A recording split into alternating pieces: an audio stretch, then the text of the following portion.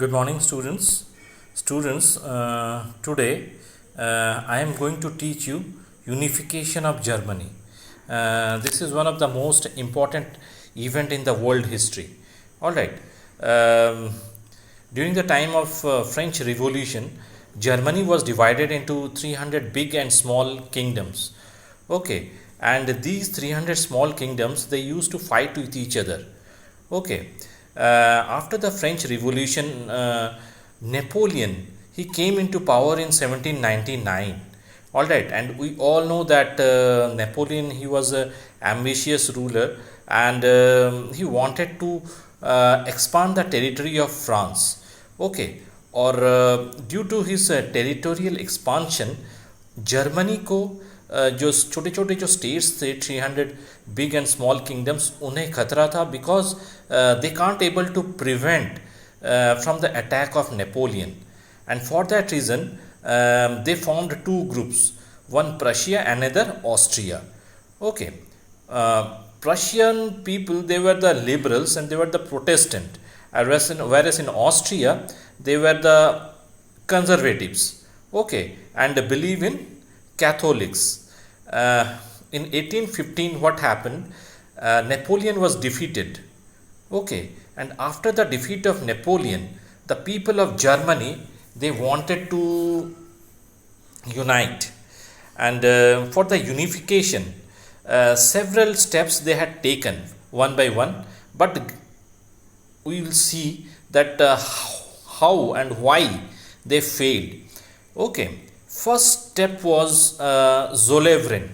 Zollverein was introduced in 1834. Actually, it was a you can able to say it's a trade policy or a custom union formed by Prussia. During that time, there were many trade restrictions were there. Okay, and Zollverein को introduce किया गया so that they can able to remove the trade restrictions. Okay, several currencies were there, 30 currencies were there. They reduced it to 2 currency so that they can able to do the trade freely. All right, as well as they had strengthened the transport and communication. Why they strengthened the transport and communication? Because the people of Prussia and Austria, they can able to go to each other's territory. Okay, there should not be any problem. At some extent, Zollverein was successful, but it failed to unite Prussia and Austria. Okay, and after that, second steps had taken that in 1848, Frankfurt Parliament met. Okay, where in St. Paul Church.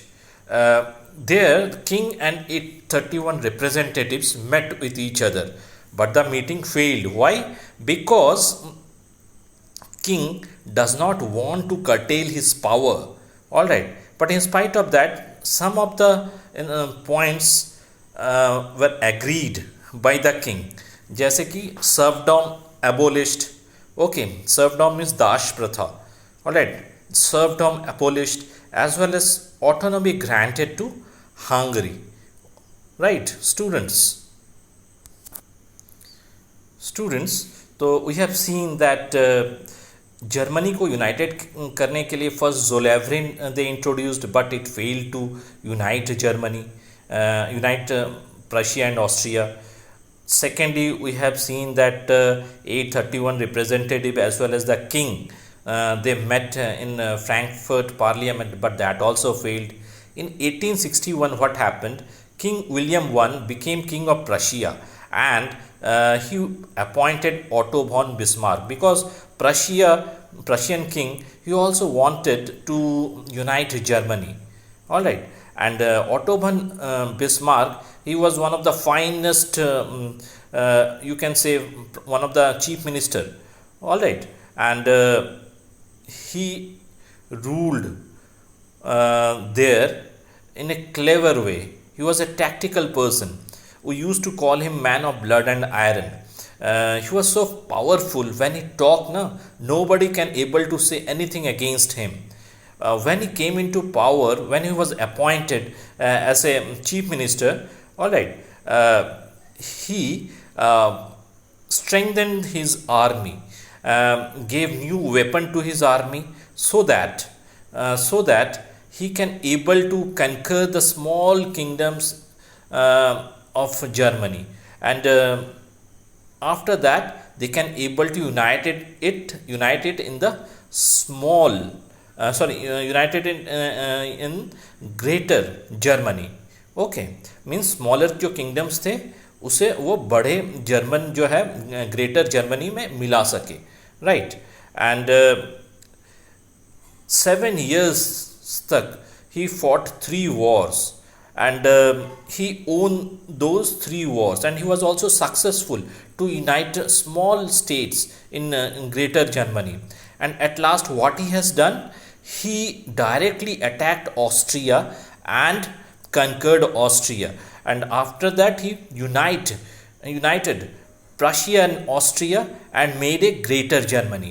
In 1871 we got a united Germany.